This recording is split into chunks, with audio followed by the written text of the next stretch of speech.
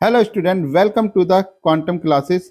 तो class 10th की science की सीरीज में हम लेकर आ गए हैं एक नया चैप्टर वन शॉट का अपना, जो कि है मेटल एंड नॉन मेटल। बहुत सारे बच्चों को परेशानी होती है कि मेटल के अंदर हमें उनकी केमिकल प्रॉपर्टी नहीं समझ में आती, लेकिन हम फिजिकल प्रॉपर्टी को समझ पाते हैं। तो ये जो हमारी समस्या है, इसको हम कैसे दूर करें? तो आप चिंता मत करिए, अब बस लेक्चर को बैठ के ध्यान से देखिएगा। आज आपकी वो सारी परेशानी हम यहाँ पर दूर कर देंगे। तो चलिए लेक्चर को स्टार्ट करते हैं। Yes, my name is Ajit Singh and I am your mentor, so let's go. तो सबसे पहले समझते हैं फिजिकल प्रॉपर्टीज ऑफ मेटल। अब देखिए, हमने मेटल अपने पास में बहुत सारी तरीके के देखे हैं। किसी ने लोहा देखा होगा, यानी कि आयरन देखे हुए, कॉपर की चीजें देखी हुई, स्टील की चीजें देखी हुई, अनेकों चीजें हम लोगों ने यहाँ पर देखी हुई हैं। लेकिन अभी भी हम मेटल को ढंग से नहीं जानते, उसके बारे में सही से नहीं समझ पा रहे। तो देखिए, एक एक पॉइंट को ध्यान से समझेंगे। सबसे पहले बात करते हैं फिजिकल प्रॉपर्टी ऑफ मेटल को लेकर। तो इसमें जो सबसे पहला पॉइंट आता है हमारे पास में कि मेटल्स आर लस्ट्रस। जितनी भी मेटल हमारी होती हैं वो सारी की सारी लस्ट्रस होती हैं, यानी कि चमकीली होती हैं। उनको पॉलिश किया जा सकता है, उनको चमकाया जा सकता है। तो जितनी भी मेटल होंगी वो सारी कैसी होंगी? लस्ट्रस होंगी। They have shiny surface in pure state. जब वो प्योर स्टेट में होती है तो उनकी जो सरफेस होती है वो कैसी होती है? शाइनी होती है, यानी कि चमकदार होती है। जितनी भी मेटल हमने ज्यादातर पढ़ी हुई है वो जनरली हार्ड होती हैं, लेकिन कुछ एक्सेप्शन केस हर जगह देखने के लिए हमें मिलते हैं। जैसे कि मरकरी हमारी जो है ना, वो रूम टेम्परेचर पे कैसी होती है? लिक्विड फॉर्म में होती है। वो हमारी जो है हार्ड शेप में नहीं होती, यानी कि हार्ड पोजिशन में नहीं होती। मेटल हमारी ज्यादातर मेटल हमारी हार्ड होती है, लेकिन मरकरी हमारी कैसी होती है? वो हार्ड नहीं होती। तो metal can be beaten into thin sheet. Metal को पीट पीट कर आप लोग क्या कर सकते हैं? पतली पतली शीटों के अंदर बदला जा सकता है। This property is called the malleable, यानी कि उसको हम लोग एक तरह से क्या कर रहे हैं? मैलिएबल कर रहे हैं। जैसे गोल्ड एक अच्छा मैलिएबल होता है, हमारा सिल्वर हो गया द मोस्ट मैलिएबल एलिमेंट। ठीक है ना। उसके बाद हम बात करते हैं कि the ability of the metal to be drawn into thin wire called the ductility. ठीक है ना। हमारी क्या है, जो मेटलों की एक और प्रॉपर्टी होती है उसको हम लोग कहते हैं डक्टिलिटी, यानी कि मेटल को हम खींच खींच के इतना इतना इतना पतला कर सकते हैं हम अपना, कि उनको बिल्कुल पतले तारों के अंदर बनाया जा सकता है। जैसे हमारे पास में गोल्ड जो होता है ना, वो सबसे ज्यादा डक्टाइल होती है। उसको क्या है, 1 ग्राम गोल्ड के अंदर हम 2 किलोमीटर लंबा वायर बना सकते हैं। 1 ग्राम गोल्ड के अंदर कितना बना सकते हैं? 2 किलोमीटर लंबा वायर बनाया जा सकता है। क्लियर है? तो इतना ज्यादा डक्टाइल होता है। नेक्स्ट हमारा metal are good conductor of heat and electricity. जितनी भी मेटल्स होती हैं वो अच्छी कंडक्टर होती हैं, किसके लिए? हमारी हीट के लिए और इलेक्ट्रिसिटी की। The best conductor of heat are silver and copper. जो हमारे सबसे बेस्ट कंडक्टर होते हैं वो क्या होते हैं? हमारे सिल्वर और कॉपर होते हैं। लेकिन अगर मैं बात करूं पुअर कंडक्टर को लेकर, तो लेड और मरकरी हमारे सबसे ज्यादा पुअर कंडक्टर होते हैं हीट के। ठीक है ना। कंडक्टर होते हैं लेकिन पुअर कंडक्टर होते हैं। क्लियर है? चलिए आगे बात। नेक्स्ट हमारे पास metal have high melting point but gallium and caesium have very low melting point. हमारी ज्यादातर मेटलों के पास में जो मेल्टिंग पॉइंट होता है वो काफी हाई होता है, लेकिन हमारा गैलियम और सीजियम दो मेटल इस तरीके की है हमारे पास में जिसका मेल्टिंग पॉइंट काफी लो होता है। These two metals will melt if you keep them on your palm. अगर तुम इन दोनों मेटलों को अपने हाथ के ऊपर रखते हो, किसको? सीजियम को और गैलियम को, तो ये आपके हाथ के ऊपर ही क्या हो जाएंगी? मेल्ट कर जाएंगी, यानी कि आपके पाम पर रखते के साथ ही वहां पर वो मेल्ट हो जाएंगी। मेटल जनरली सोनोरस होती हैं, वो साउंड को प्रोड्यूस कर सकते हैं। जब भी ये हार्ड सरफेस के ऊपर टकराती हैं तो क्या करती हैं? ये साउंड को प्रोड्यूस करती हैं। Metal have high tensile strength. जितनी भी मेटल होती हैं उनकी टेंसाइल स्ट्रेंथ कैसी होती है? काफी ज्यादा हाई होती है। अब जितनी चीजें आप लोगों ने मेटल के अंदर देखी हैं, का जस्ट अपोजिट किसके अंदर देखने को मिलता है? हमें नॉन मेटल के अंदर देखने को मिलते हैं। तो चलिए नॉन मेटल की बात करते हैं। अब हमारे पास में physical property of non metals. तो सबसे पहली फिजिकल प्रॉपर्टी हमारे पास में क्या है कि non metal are bad conductor of heat and electricity except graphite. Graphite को छोड़कर बाकी जितनी भी नॉन मेटल्स होती हैं वो सारी की सारी हमारे पास में क्या होती हैं? बैड कंडक्टर होती हैं हीट एंड इलेक्ट्रिसिटी के। वैसे देखिए, हमारे पास में कार्बन की जितनी भी चीजें बनी होती हैं, जितनी भी चीजें कार्बन की बनी होती हैं, वो सारी की सारी हमारी कैसी होती हैं? नॉन मेटल होती हैं। लेकिन उसमें जो इसका एलोट्रॉप जो बन रहा है ग्रेफाइट, वैसे तो 3 प्रकार के एलोट्रॉप्स के हम लोग जनरली पढ़ते हैं, एक डायमंड, एक ग्रेफाइट और एक बल्क मिनेस्टर फुल्लेंस। ठीक है ना। इन तीन को हम लोग यहाँ पे पढ़ते हैं। तो कार्बन के जो डायमंड होता है, डायमंड को हम लोग क्या करते हैं? यहाँ पर सबसे हार्डेस्ट मटेरियल होता है और उसके अंदर कोई भी इलेक्ट्रिसिटी कंडक्ट नहीं होती। लेकिन ग्रेफाइट जो है आपका, वो इलेक्ट्रिसिटी कंडक्ट कर सकता है, जैसे आपकी पेंसिल जो होती है। क्लियर है? नॉन मेटल जो होती है वो नॉन सोनरस होती है। ठीक है ना। वो साउंड को प्रोड्यूस नहीं कर सकती। Non metal have low melting and boiling point. हमारी जो नॉन मेटल है उसका मेल्टिंग और बॉइलिंग पॉइंट काफी लो होता है। लेकिन डायमंड के केस में अगर मैं बात करूं, यहाँ पर डायमंड एक हार्डेस्ट सब्सटेंस होता है, तो उसका जो मेल्टिंग पॉइंट और बॉइलिंग पॉइंट होता है वो काफी हाई रहता है। क्लियर है।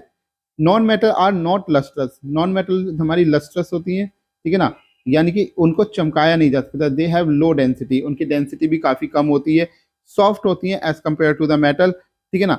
Non metal are either solid, liquid और गैस।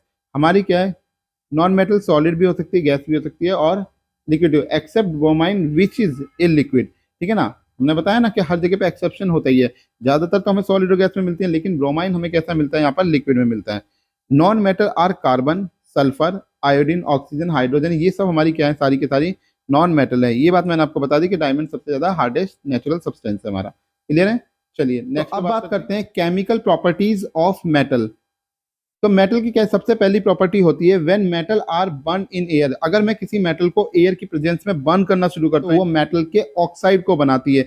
जैसे मेरे पास यहाँ पर है कॉपर, ठीक है ना, कॉपर को अगर मैं ऑक्सीजन यानी एयर की प्रेजेंस में बर्न करता हूँ तो हमें क्या मिलेगा, यहाँ से कॉपर ऑक्साइड मिलेगा। इसी तरीके से जो एल्यूमिनियम हमारे पास में हैगा, एल्यूमिनियम को अगर मैं एयर की प्रेजेंस में जलाता हूँ तो वो एल्यूमिनियम ऑक्साइड बनाता है।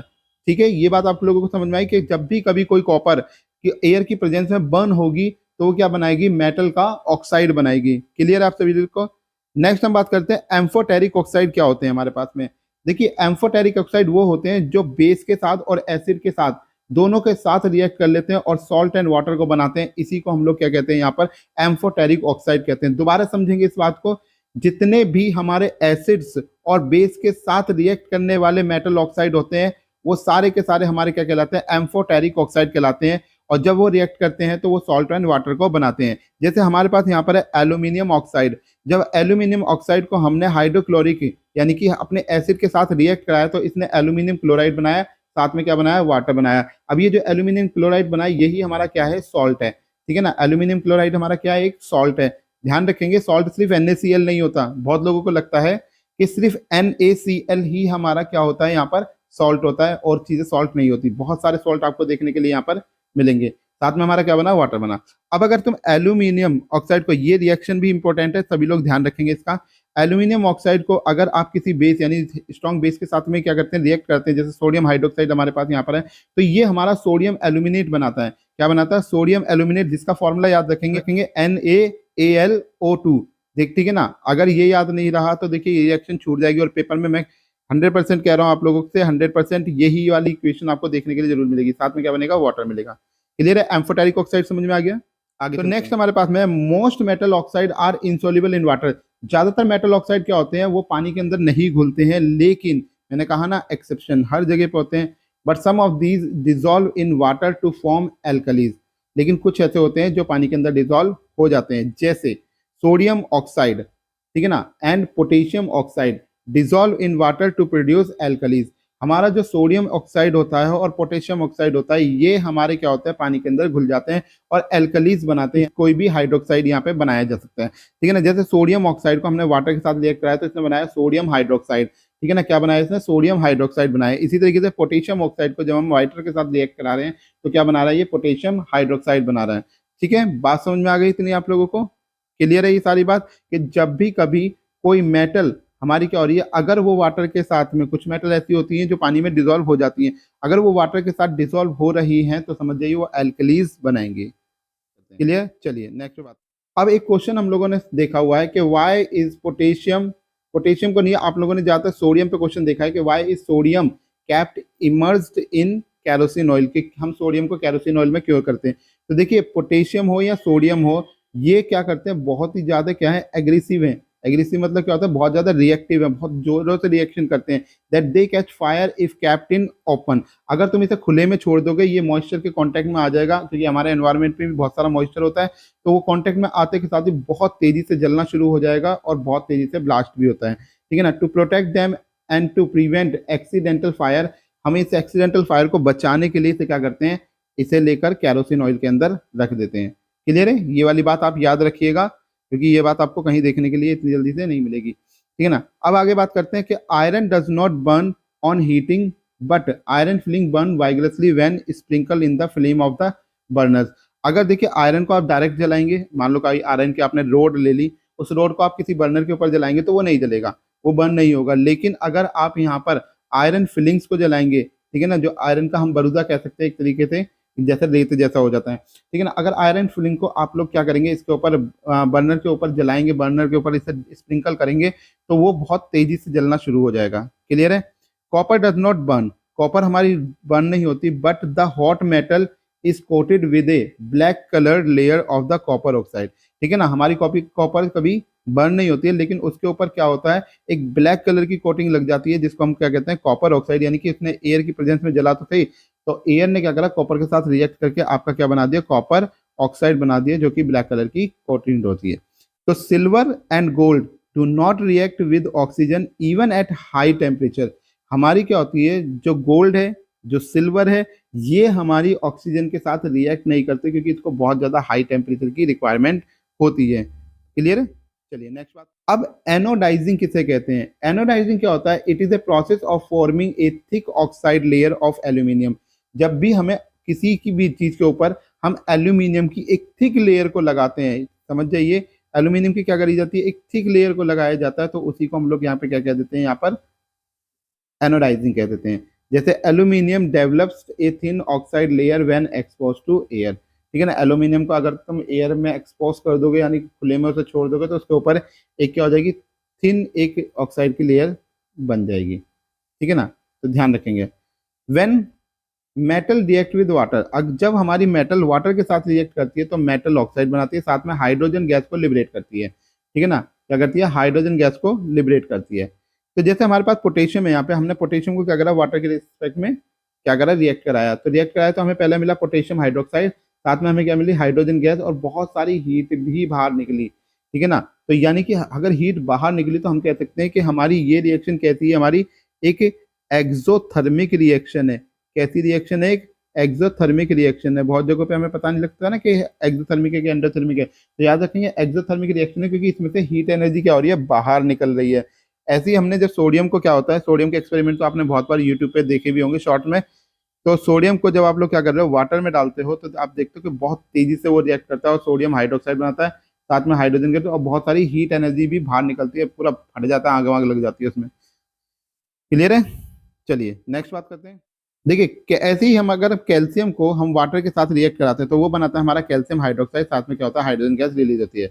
तो कैल्शियम क्या होता है, start floating because the bubble of the hydrogen gas formed stick to surface of the metal. अब क्या होता है, कैल्शियम को जब आप लोग क्या करते हैं, किसी वाटर के साथ में रिएक्ट कराते हैं, वाटर में उसे डालते हैं, तो वो ऊपर की तरफ ही क्या करने लगता है, फ्लोट करना शुरू कर देता है और बबल्स बनाता है हाइड्रोजन गैस के। ठीक है ना, अब ये बबल्स बनते हैं तो ये बबल्स ही इसको क्या करते हैं, ऊपर की तरफ सरफेस के ऊपर ही बनाए इसे रखते हैं, स्टिक कर देते हैं तो ऊपर ही, और ऊपर ही ये क्या करता रहता है, तैरता रहता है।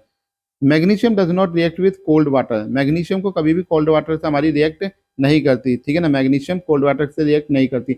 It react with hot water to form the magnesium hydroxide. ये किससे रिएक्ट करती है, हॉट वाटर से। यानी कि ये जो हमने लिक्विड यहाँ पर लिया है, ये कहता है हॉट लिक्विड लिया है, यानी कि गर्म पानी लिया है। अब मैग्नीशियम को जब इस गर्म पानी से रिएक्ट कराया जाएगा तो ये क्या बनाएगी, मैग्नीशियम हाइड्रोक्साइड बनाएगी।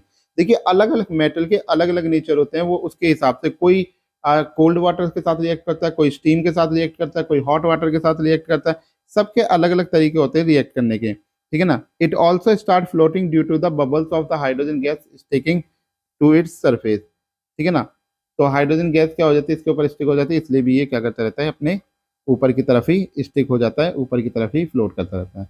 चलिए नेक्स्ट बात करते हैं हमारे पास में, metal like aluminium, zinc, iron do not react with the cold and hot water. हमारी देखो, अब मैंने कहा था ना अभी कि जितनी भी मेटल है वो अलग अलग तरीके, कोई हॉट मेटल, कोई कोल्ड वाटर से रिएक्ट करता है, कोई हॉट से करता है, कोई स्टीम से करता है, सब अलग अलग। अब देखिए एल्यूमिनियम, जिंक, आयरन, ये हमारी ना तो कोल्ड वाटर से रिएक्ट करती है ना हॉट वाटर से रिएक्ट करती है, लेकिन but they react with the steam to form the metal oxide and hydrogen gas.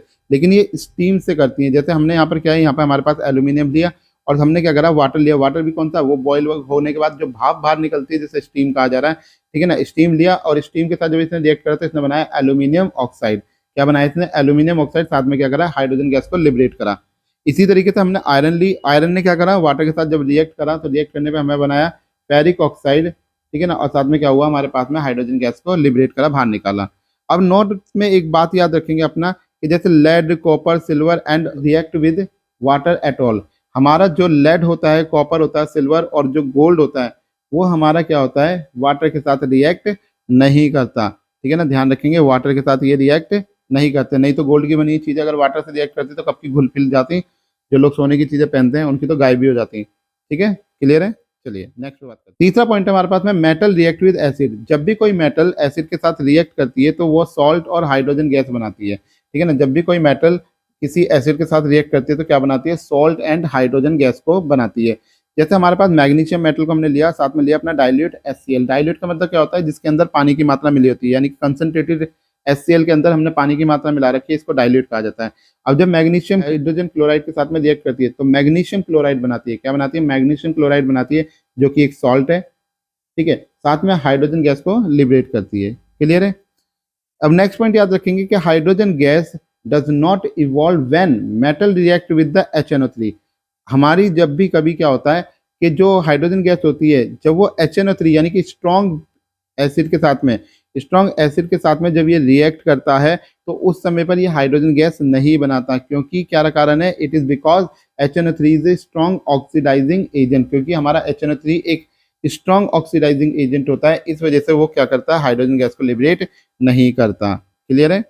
अब ये याद रखेंगे कि सबसे ज्यादा रिएक्टिव होती है हमारी मैग्नीशियम, इसके अकॉर्डिंग। ठीक है ना, रिएक्टिविटी सीरीज में।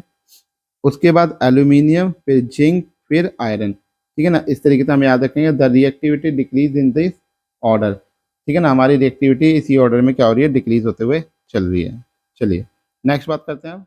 अब ये एक्वारीजिया क्या होता है, एक्वारेजिया कहते हैं, बहुत से लोग एक्वारीजिया कहते हैं, तो कुछ भी आप कह सकते हैं।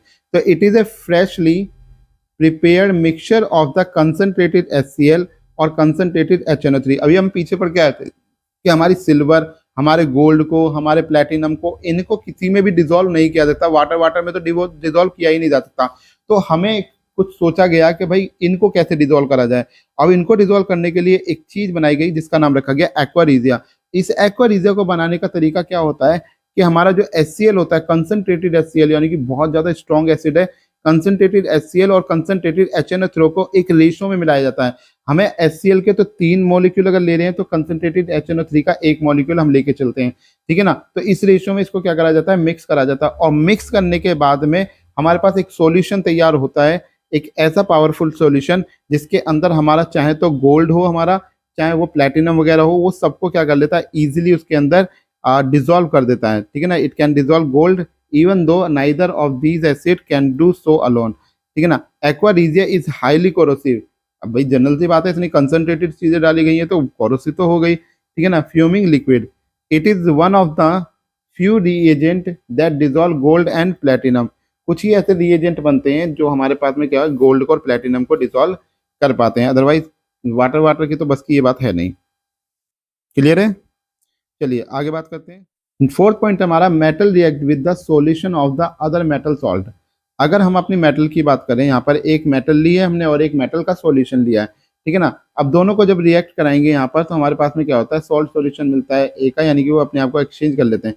तो हाईली रिएक्टिव मेटल क्या करेगी, डिस्प्लेस कर देगी लेस रिएक्टिव मेटल को from there compound in solution और द मोल्टन फॉर्म। जैसे हमारे पास में यहाँ पर है, हमने आयरन ली है, आयरन को हमने कॉपर सल्फेट के साथ क्या करा है, रिएक्ट कराया। अब कॉपर सल्फेट से हमें पता है कि आयरन जो है वो ज्यादा रिएक्टिव होती है as compare to the copper. तो कॉपर को वो यहाँ से क्या करेगी, डिस्प्लेस कर देगी, तो हमें बनाएगा कॉपर आयरन सल्फेट, निकल जाएगी, हम मेटल को सेपरेट कर पाएंगे। ठीक है, आई होप सो यहाँ तक आपको समझ में आया। आई होप सो सभी लोगों को यहाँ तक समझ में आ गया है, क्लियर है। चलिए अब आगे बढ़ते हैं यहाँ से। तो देखिए अब समझते हैं आयनिक कंपाउंड क्या होते हैं। देखिए आयनिक कंपाउंड को समझने से पहले कुछ बातें आपको यहाँ पर अच्छे तरीके से समझ में आ जानी चाहिए कि जैसे हमारे पास में जब हम किसी मेटल को किसी नॉन मेटल के साथ में क्या करते हैं, रिएक्ट कराते हैं, किसी मेटल को किसी नॉन मेटल के साथ रिएक्ट कराते हैं तो हमें मेटलॉइड मिलता है। क्या मिलता है हमें, यहाँ पर मेटलॉइड मिलता है। अब हम जानते हैं कि मेटल जो होती है उसके पास में बहुत सारे फ्री इलेक्ट्रॉन पाए जाते हैं। क्या पाए जाते हैं, बहुत सारे फ्री इलेक्ट्रॉन होते हैं। लेकिन जो नॉन मेटल होती है हमारे पास में नो फ्री इलेक्ट्रॉन, उसके पास में कोई भी हमारा फ्री इलेक्ट्रॉन नहीं होता। तो फ्री इलेक्ट्रॉन होने की वजह से मेटलों को क्या कहा गया, डोनर कहा गया। क्या कहा गया, डोनर कहा गया। और जिन इनके पास फ्री इलेक्ट्रॉन नहीं है तो इनको क्या नाम दिया गया, गेनर कहा गया। यानी कि ये इलेक्ट्रॉन को लेंगे और ये मेटल है इलेक्ट्रॉन को देने का काम करेंगी। ठीक है ना, अब ये उसको दे ही दे रही है, यानी कि लेने देने का काम चल रहा है, तो इसको बोलते हैं हम ट्रांसफरिंग। ठीक है ना, तो transferring of electron from one atom to another is known as the ionic compound. अब देखिए हमारे पास क्या होना है, आयनिक ही क्यों कह रहे हैं, आयन का मतलब क्या होता है यहाँ पर, जैसे मान लो मैं एक एग्जांपल लेता हूँ, मैंने सोडियम मेटल अपनी ली, सोडियम को हमने क्लोरीन के साथ रिएक्ट कराया। अब हम जानते हैं सोडियम का एटॉमिक नंबर 11 और क्लोरीन का होता है 17। अगर हम इसकी कॉन्फ़िगरेशन बनाते हैं तो इसकी बनती है 2 8 1 और इसके पास बनती है 2 8 7। अब इसके पास में एक इलेक्ट्रॉन ज़्यादा है और इसके पास में एक इलेक्ट्रॉन की कम है अपने ऑक्टेट को पूरा करने के लिए, तो ये क्या करेगा, सोडियम से एक इलेक्ट्रॉन ले लेगा तो बनाएगा Na पॉजिटिव और Cl के साथ क्या बनाएगा, नेगेटिव बनाएगा। तो ये जो पूरा हमारे पास में NaCl बनकर आया, इसको हमने यहाँ पर क्या कह दिया, अपना आयनिक कंपाउंड कह दिया, हमने इसको क्या कह दिया, कंपाउंड कह दिया। ये हमारा आयन का बना हुआ। अब आयन कौन से हैं, ये एक पॉजिटिव आयन हो गया हमारे पास में जिसको हम कह रहे हैं कैटायन, और एक हमारे पास में नेगेटिव आयन आया जिसको हम कह रहे हैं एनायन। ठीक है ना, तो इस तरीके से हमारे आयन बन जाते हैं और इनका बना हुआ कंपाउंड को हम लोग क्या कह देते हैं, आयनिक कंपाउंड कह देते हैं। क्लियर है, सारा समझ में आ गया होगा आयनिक कंपाउंड क्या होता है। अब बात करते हैं प्रॉपर्टीज ऑफ आयनिक कंपाउंड। तो इसमें सबसे पहली जो प्रॉपर्टी है हमारे पास वो है फिजिकल नेचर या फिजिकल प्रॉपर्टी। क्या होता है, ionic compound are solid and are somewhat hard because of the strong force of attraction between the positive and negative charge. हमारे जो आयनिक कंपाउंड होते हैं वो कैसे होते हैं, हमारे स्ट्रॉन्ग होते हैं। क्यों होते हैं स्ट्रॉन्ग, क्योंकि उनके बीच में फोर्स ऑफ अट्रैक्शन बहुत ज्यादा होता है उनके पॉजिटिव और नेगेटिव आयंस के बीच में। These compounds are generally brittle and break into piece when pressure is applied। ये हमारे क्या है, इनको पीटने पर ये टूट जाते हैं। ठीक है ना, अगर हम इनको पीटेंगे, बहुत जोर जोर से इन पर मारेंगे तो ब्रिटल टाइप के होते हैं, तो ये आसानी से ब्रेक हो जाते हैं। क्लियर है, चलिए आगे चलते हैं।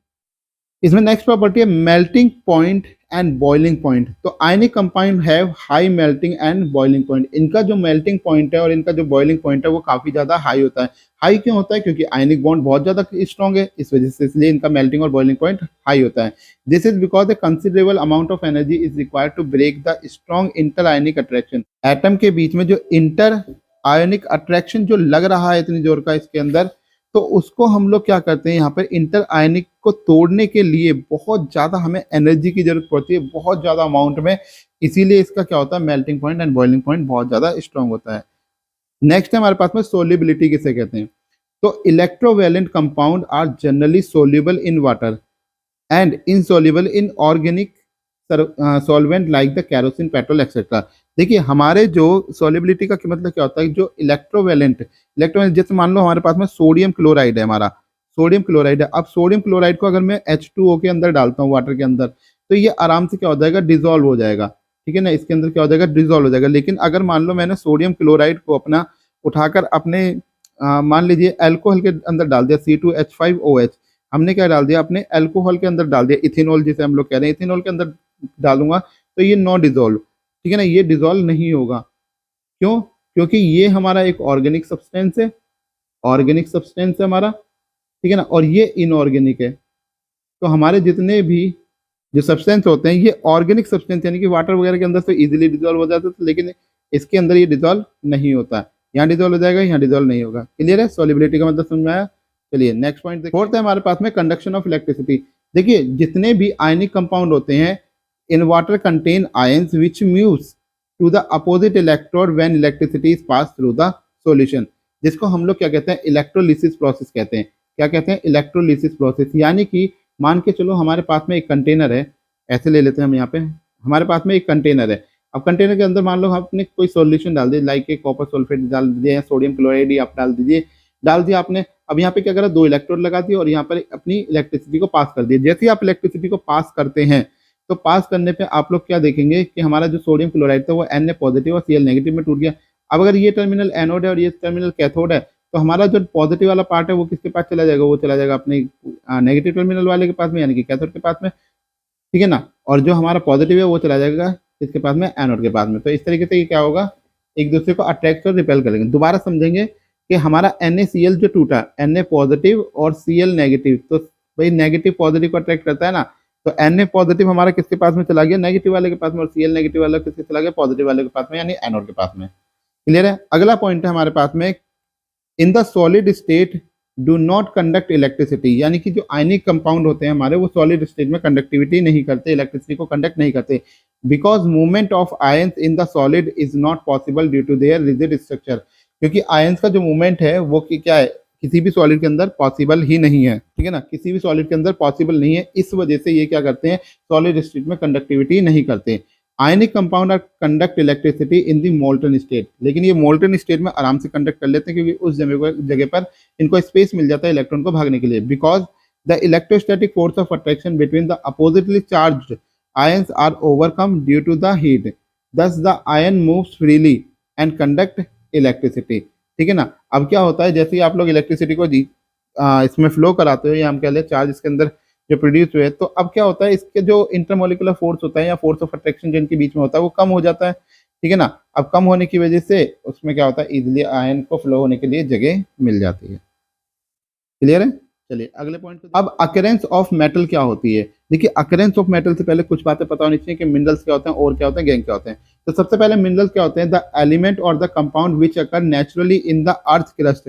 जितने भी हमारे पास में क्या है कि मेटल है हमारी या कोई भी कंपाउंड है, कुछ भी हमें मिल रहा है वो कहाँ से मिलता है, अर्थ की क्रस्ट से मिलता है। तो जो भी चीजें हमें अर्थ क्रस्ट से डायरेक्टली मिलती हैं उनको हम लोग क्या कहते हैं, यहाँ पे मिनरल्स कहते हैं। ठीक है ना। अब और क्या होते हैं, अब इन मिनरल से एक्सट्रैक्ट करके हम लोग क्या करते हैं, मेटलों को निकालते हैं। तो extraction of the metal from the minerals is known as the ores.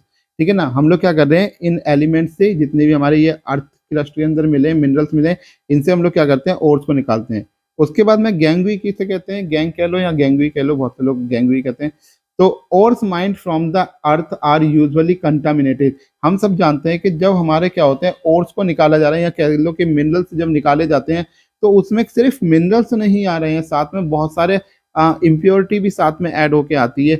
जैसे इम्प्योरिटी में आप कह सकते हैं कि सैंड उसके साथ आ रही है, सोइल उसके साथ आ रही है, कुछ छोटे छोटे पत्थर के स्टोन के कण भी उसके साथ में आ रहे हैं। तो यही सब मिलकर हमारे पास क्या बनाते हैं, हमारी गैंग बनाते हैं। ठीक है ना। ये सब मिलकर क्या बनाते हैं, यहाँ पर गैंग बनाते हैं। क्लियर है आप सभी लोगों को। चलिए नेक्स्ट पे चलते हैं। तो अगला क्या है हमारे पास में, रिएक्टिविटी सीरीज। देखिए रिएक्टिविटी सीरीज हम सब लोग जानते हैं क्या होती है हमारे पास में, कि इसमें मोस्ट रिएक्टिव, लेस रिएक्टिव और नो रिएक्टिव तीनों तरह की चीजें पाई जाती हैं। सबसे पहले जो इसमें हमें देखने के लिए मिलता है हमारे पास में हाई रिएक्टिव सीरीज के अंदर या मोस्ट रिएक्टिव जिसे हम कहते हैं, तो sodium, potassium, calcium, magnesium, aluminium, ये सारे हमारे कैसे होते हैं, हाईली रिएक्टिव होते हैं। उसके बाद में उससे कम रिएक्टिव जो होते हैं वो होता है हमारा zinc, iron, lead, hydrogen, copper, ये थोड़े कम रिएक्टिव होते हैं। उसके बाद में मरकरी, सिल्वर एंड गोल्ड, ये रिएक्ट ही नहीं करते, यानी कि ये जो है नेटिव स्टेट में पाए जाते हैं, ये रिएक्ट नहीं करते जल्दी से। तो एक्सट्रैक्शन ऑफ मेटल की अगर हम लोग बात करें यहाँ पे, तो some metal are found in the earth crust in the free state. बहुत सारी मेटल ऐसी हैं जो अर्थ क्रस्ट के अंदर हमें कैसी मिलती है, फ्री स्टेट के अंदर मिलती हैं। The metal at the bottom of the activity series are least reactive, यानी कि जैसे मरकरी हो गया हमारे पास में, गोल्ड हो गया, सिल्वर हो गया, ये लेस रिएक्टिव होते हैं, लीस्ट रिएक्टिव होते हैं। They are often found in free state. ये सारे के सारे किसमें मिलते हैं, फ्री स्टेट में। अब एग्जाम्पल में मैंने यहाँ पे भी लिख रखा है कि हमारा गोल्ड हो गया, सिल्वर हो गया, प्लेटिनम हो गया, कॉपर हो गया, ये सारी की सारी चीजें हमारी कैसी रहती है कि ये एक्टिविटी सीरीज के कैसे होती हैं, सबसे बॉटम पे होती हैं।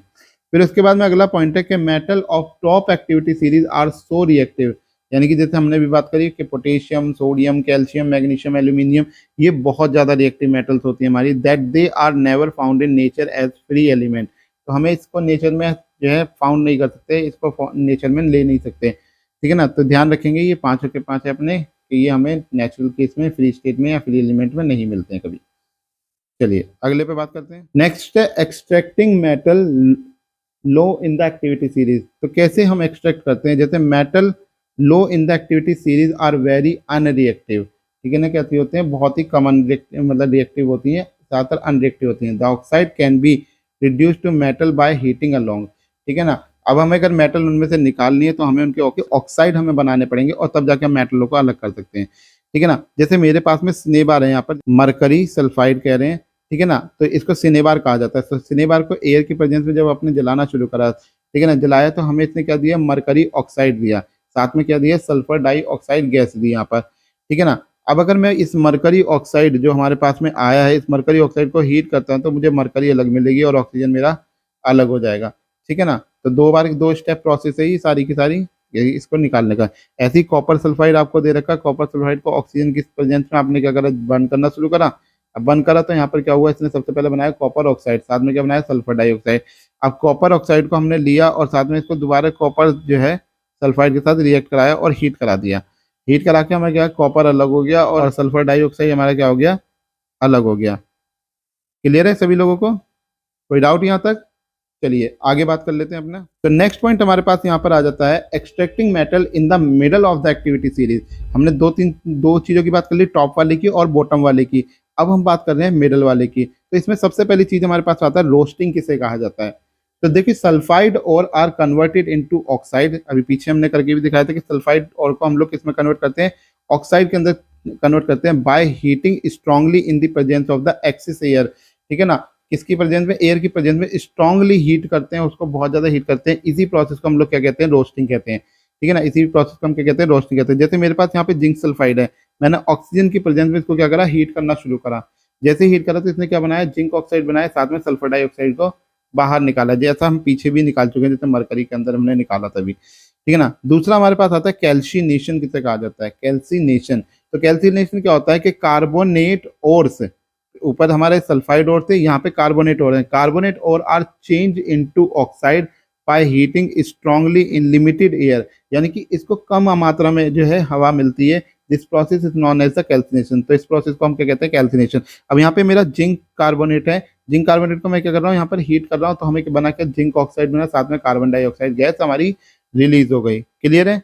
अगर आप जिंक ऑक्साइड, अब ये जो जिंक ऑक्साइड आपका बन के आया है, अगर आप इसे हीट करते हो विद कार्बन, आप जैसे मैंने यहाँ पे कर रखा है, तो ये क्या होता है, ये रिड्यूस होता है, it is reduce to metallic zinc. तो ये मेटलिक जिंक में कन्वर्ट हो जाता है, क्योंकि ये जो ऑक्सीजन है ये जाकर जुड़ जाती है किसके साथ, कार्बन के साथ में। तो हमारी जिंक अलग हो जाती है, हमारी कार्बन मोनोऑक्साइड गैस बन जाती है। इस प्रोसेस को हम लोग कहते हैं रिडक्शन प्रोसेस। ठीक है ना, क्योंकि हमारा क्या हो रहा है, यहाँ से ऑक्सीजन यहाँ से हट रहा है जिंक पे से और कार्बन को जाके लग रहा है, तो हमने इसको क्या कहा, यहाँ पर रिडक्शन प्रोसेस कहा। क्लियर है। चलिए आगे बढ़ते हैं। नेक्स्ट हमारे पास आ जाता है the highly reactive metal such as sodium, calcium, aluminium are used as the reducing agent. हमारी ये जो हाईली रिएक्टिव एलिमेंट होते हैं या मेटल हम कह रहे हैं यहाँ पर, जैसे सोडियम हो गई, कैल्शियम हो गई, एल्यूमिनियम होगा, ये हमारी क्या है, सारे के सारे एक रिड्यूसिंग एजेंट होते हैं। पेपर के अंदर क्वेश्चन आता है कौन सा ऑक्सीडाइजिंग एजेंट है, कौन सा रिड्यूसिंग एजेंट है। तो याद रखिएगा सोडियम, कैल्शियम, एल्यूमिनियम ये सारे के सारे रिड्यूसिंग एजेंट होते हैं, because they can displace metal of lower reactivity from the compound. क्योंकि ये हमारे क्या कर सकते हैं, इजीली क्या कर सकते हैं, लोअर रिएक्टिविटी के जो कंपाउंड होते हैं उनको वहां से हटा सकते हैं। इस वजह से ये कैसे होते हैं, हमारे हाईली रिएक्टिव होते हैं। क्लियर है। आगे देखेंगे तो मैग्नीज ऑक्साइड जो है हमारा, उसको अगर मैंने जैसे एल्यूमिनियम की प्रेजेंस में इसको बर्न किया या एल्यूमिनियम की प्रेजेंस में हमने इसको रिएक्ट कराया, तो ये बनाएगा हमारा मेटल अलग कर देगा, तो ये मैग्नीज एल्यूमिनियम ऑक्साइड अलग कर देगा और हीट एनर्जी को क्या करेगा, बाहर निकालेगा। यानी कि ये रिएक्शन भी हमारी कैसी है, एक एक्सोथर्मिक रिएक्शन है, जिसमें से हीट बाहर निकल रही है।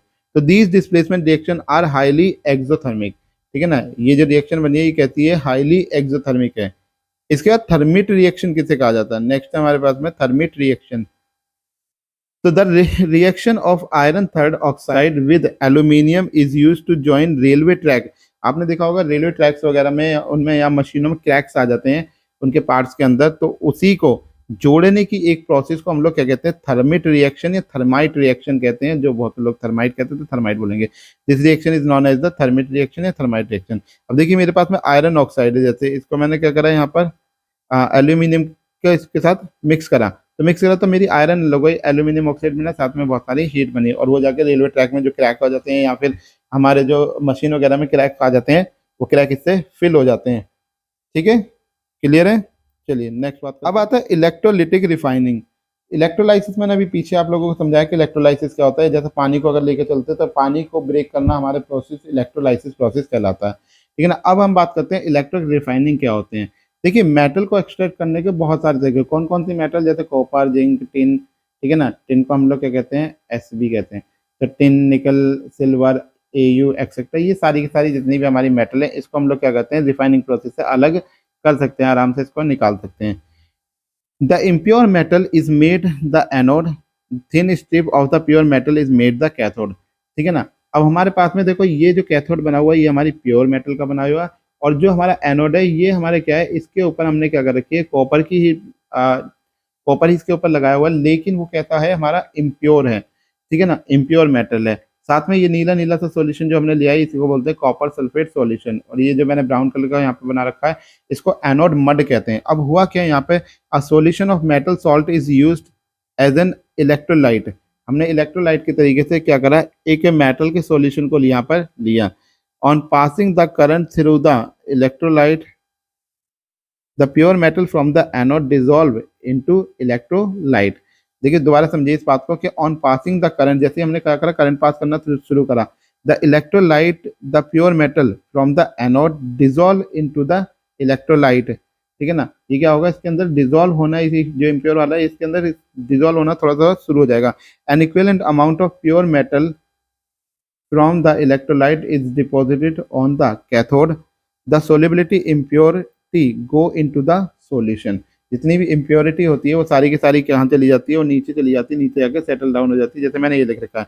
The insoluble impurity settle down at the bottom of the anode are known as the anode mud. और ये नीचे जाकर सेटल हो जाती है, कहाँ पर, एनोड के नीचे जाकर जो है सेटल हो जाती है, तो इसलिए इसे एनोड मड भी कहा जाता है। क्लियर है यहाँ पे। चलिए नेक्स्ट पे बात करते हैं। अब देखिए कोरोजन का टॉपिक मैं पिछले चैप्टर के अंदर आप लोगों को पढ़ा चुका हूं, तो इसलिए मैं कोरोजन का चैप्टर यहाँ पर रिवीजन नहीं करूंगा, यहाँ रिवाइज नहीं करूंगा। मैं बस वो पॉइंट बताऊंगा जहां पर आपको थोड़ी सी जरूरत पड़ेगी कोरोजन के बारे में। वैसे आपको पता ही है कि कोरोजन क्या होता है, कि किसी भी मेटल के ऊपर उसकी सरफेस का धीरे धीरे जो है खत्म हो जाना ही हमारा क्या कहलाता है, कोरोजन कहलाता है। आप कोरोजन से बचने के तरीके भी हमारे गैल्वेनाइजेशन कर लो, पेंट लगा लो, ग्रीस लगा लो, ऑयलिंग कर लो, कुछ भी कर लो। अब कुछ चीजें याद रखेंगे, जैसे सिल्वर आर्टिकल हमारे पास में होता है, सिल्वर आर्टिकल जो है ब्लैक कलर का हो जाता है आफ्टर सम टाइम, कुछ समय के बाद में सिल्वर आर्टिकल ब्लैक कलर का हो जाता है, जैसे चांदी वगैरह जो आपकी होती है वो ब्लैक कलर की हो जाती है। ठीक है ना, व्हेन एक्सपोज टू एयर, जब इसे आप खुले में छोड़ देते हैं। This is because it react with the sulphur in the air to form the coated of the silver sulphide. ठीक है ना, क्योंकि हमारे पास में क्या होता है, ये सल्फर के साथ रिएक्ट कर जाता है, जो सल्फर होता है एनवायरनमेंट के अंदर उससे रिएक्ट कर जाता है, और क्या करता है उसमें सिल्वर सल्फाइड की एक कोटिंग लगा देता है। क्लियर है। दूसरा हमारे पास में copper react with the moist carbon dioxide in the air and slowly loses its shining brown surface and gain a green coat. ठीक है ना, तो कॉपर जो है हमारे पास में इसी तरीके से कॉपर हमारा रिएक्ट करता है कि हमें मॉइस्चर वगैरह मिल गया कहीं से, कॉपर को जब मिल जाता है तो वो क्या होता है, ग्रीन कलर की उसके ऊपर एक कोट आना शुरू हो जाती है। ठीक है ना, ग्रीन कलर की क्या आने लगती है, उस पर कोट आने लगती है, किसकी जगह पर, ब्राउन की जगह पर। These green substance is basic copper carbonate. इसी ग्रीन सब्सटेंस को हम लोग क्या कहते हैं, कॉपर कार्बोनेट कहते हैं। इसके बाद तीसरी चीज है हमारे पास iron when expose to moist air for a long time acquire a coating of a brown flake substance called the rust. अब आपने देखा होगा कील वगैरह देखी होगी, जैसे मान लो ये कंटेनर है, इसके अंदर आपने एक कील रख दी, मान लो ये कील है हमारे पास, एक अच्छी सी कील बनाते हैं, मान लो ये हमारे पास में कील रख दी आपने, और एक कील मान लो ये ले ली यहाँ पर। ठीक है ना, अब इसके अंदर आपने कॉपर सॉल्यूशन डाल दिया, या कॉपर सल्फेट का सॉल्यूशन डाल दिया। अब जैसे ही आप डालेंगे तो क्या होगा, एक के ऊपर हमारे क्या होगा, ब्राउन ब्राउन कलर की हो जाएगी एक कील। ठीक है ना, तो ब्राउन कलर की हो जाएगी, जबकि उसे होना क्या होता है, और ये भुरभुरी सी हो जाएगी थोड़ी, तो ये कैसी हो जाएगी, डस्ट के कारण हो जाएगी। क्लियर है, समझ में आई इतनी बात। आगे अलॉय क्या होता है हमारे पास में, अलॉय क्या होता है, alloy is a homogeneous mixture of two or more metal. दो या दो से ज्यादा मेटलों का जो होमोजेनियस मिक्सचर होता है उसी को हम लोग क्या कहते हैं, यहाँ पर अलॉय कहते हैं। ठीक है ना, या फिर ये मेटल और नॉन मेटल का भी एक मिक्सचर हो सकता है अलॉय हमारा। अमलगम किसे कहा जाता है, जब हमारी क्या होती है, one of the metal mercury, एक मेटल अगर हमारी मरकरी है और दूसरी मेटल कोई भी इसके अंदर मिली हुई है तो उसको हम लोग क्या कहते हैं, अमलगम बोल देते हैं। क्लियर है। नेक्स्ट पॉइंट देखेंगे, the electrical conductivity and melting point of N alloy is less than the pure metal. जो इलेक्ट्रिकल कंडक्टिविटी होती है, ठीक है ना, या मेल्टिंग पॉइंट की हम लोग बात कर रहे हैं, तो वो प्योर मेटल के कंपैरिजन में क्या होता है, कम होता है इनका। अब ये मैंने कुछ चीजें बनाई है कि जैसे ब्रास जो है हमारा एक अलॉय है, ठीक है ना, वो किससे बनता है, कॉपर और जिंक से बनता है। ऐसी ब्रॉन्ज जो हमारा बनता है वो कॉपर और टिन से बनता है। ठीक है ना, जो सोल्डर हमारा बनता है वो भी किससे बनता है, लेड और टिन से बनता है। इनका मेल्टिंग पॉइंट कैसा होता है, सबका बहुत ही ज्यादा कम होता है, and is use for welding electrical wires together. ठीक है ना, तो ये वेल्डिंग वगैरह के लिए हमें यहाँ पर काम आता है। तो इस चीज को आप लोग यहाँ पर याद रखेंगे, एक एक चीज को मैंने अच्छे तरीके से बना दिया है। अब देखिए, अगर जब भी हम लोग क्या करते हैं, गोल्ड को मेजर करते हैं, जब भी आपको गोल्ड की मेजरमेंट होती है तो वो कैरेट के अंदर होती है, ये बात याद रखेंगे। कैरेट के अंदर हमारा 24 कैरेट जो है वो प्योर गोल्ड होता है। ठीक है ना, प्योर गोल्ड की कभी भी आप ज्वेलरी नहीं बना सकते, उसको अलॉय करना ही पड़ेगा। ठीक है ना, उसके बाद जैसे जैसे आप लोग वहाँ पे देखेंगे 18 कैरेट, 22 कैरेट, 20 कैरेट, तो समझ जाइएगा उतना शुद्ध है, बाकी का बचा हुआ उसमें अशुद्धि डाल दी गई है, उसके अंदर जो है आपके इम्प्योरिटी ऐड कर दी गई है। ठीक है, क्लियर है, क्लियर है सभी लोगों को। चलिए, आई थिंक मेरे ख्याल से चैप्टर यहीं पे हो रहा है आपका खत्म, इसके बाद आपका कोई टॉपिक नहीं है। तो यहीं पे आपका चैप्टर हो जाता है खत्म। आई होप तो आप सभी लोगों को बहुत पसंद आया होगा, सब लोगों को अच्छे से समझ में भी आ गया होगा कि चैप्टर हमारा एक्चुअली हुआ क्या, हमने क्या क्या चीज़ें इसके अंदर पढ़ी हैं। और देखिए, जितनी रैपिड रिवीजन मैं तुम आप लोगों की करा रहा हूँ, एक रिवीजन मान लो एक फुल नोट्स के साथ रिवीजन है ये एक अलग टाइप की रिवीजन है। लोग बस शॉर्ट नोट बना देते हैं, मैंने फुल नोट्स बनाए हुए हैं यहाँ पर रैपिड रिवीजन में, क्योंकि पेपर में कोई ज़्यादा दिन तो है नहीं, 15 दिन बच रहे हैं आपके, ठीक है ना। तो यहाँ पर इसको एक एक पॉइंट को आराम से पढ़ेंगे, जिसको नोट्स बनाने हो वो अपनी कॉपी में फटाफट फटाफट लिख के उसको पढ़ लेगा, ठीक है ना, नहीं तो स्क्रीनशॉट लेकर इसके नोट्स बना लेना। क्लियर है आप सभी लोगों को? तो चलिए फिर यहीं पे लेते हैं आपसे अलविदा।